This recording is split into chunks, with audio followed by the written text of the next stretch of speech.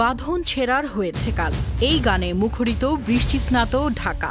কোটা আন্দোলনে শহীদদের রক্তাক্ত দৃশ্যপট যেন আজ আকাশেও ফুটে উঠেছে। সকাল থেকেই ঢাকার আকাশে অঝরে ঝরছে বৃষ্টি। প্রকৃতি যেন জুলাইয়ের শোক সইতে না পেরেই বৃষ্টি আকারে ঝরে পড়ছে।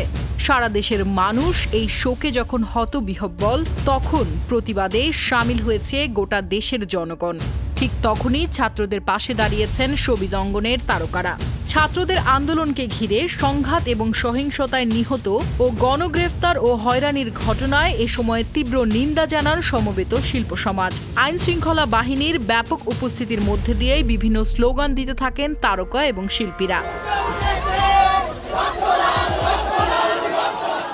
সকল হত্যাকাণ্ডের বিচার করো, হত্যা, সহিংসতা এবং গণগ্রেফতার বন্ধ করো, এই স্লোগানে মুখরিত হতে থাকে রাজধানীর মানিক মিয়া এভিনিউ। দৃশ্য মাধ্যমে শিল্প সমাজের ব্যানারে যুক্ত হওয়া সংস্কৃতি কর্মীদের এই আয়োজনের অন্যতম সদস্য অভিনেত্রী আজমিরি হক বাঁধন। তিনি বলেন, আমার 12 বছরের একটি বাচ্চা আছে। এই অবস্থায় যদি কারো একটুও বিবেক থাকে তাহলে ঘরে বসে থাকা সম্ভব না। পরিচালক আশফাক নিপুণ বলেন, আমরা ছাত্রদের পাশে দাঁড়াইনি, ছাত্ররা আমাদের পাশে দাঁড়িয়েছে। ছাত্ররাই এখন আমাদের শিক্ষক।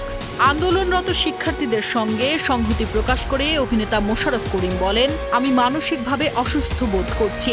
আমরা রক্তপাত চাই না, আমরা শান্তি চাই।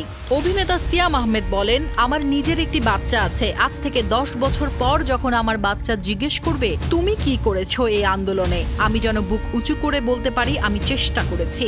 এই বিষয়ে অভিনেত্রী অর্ষা বলেন, এই আন্দোলন যদি আরো অনেক দিন চলে আমরাও থাকবো রাজপথে। এই সময় আরো উপস্থিত ছিলেন পরিচালক অমিতাভ রেজা, অভিনেত্রী অর্ষা, নির্মাতা আশফাক নিপুণ, সাবিলা নূর সহ আরো অনেকেই।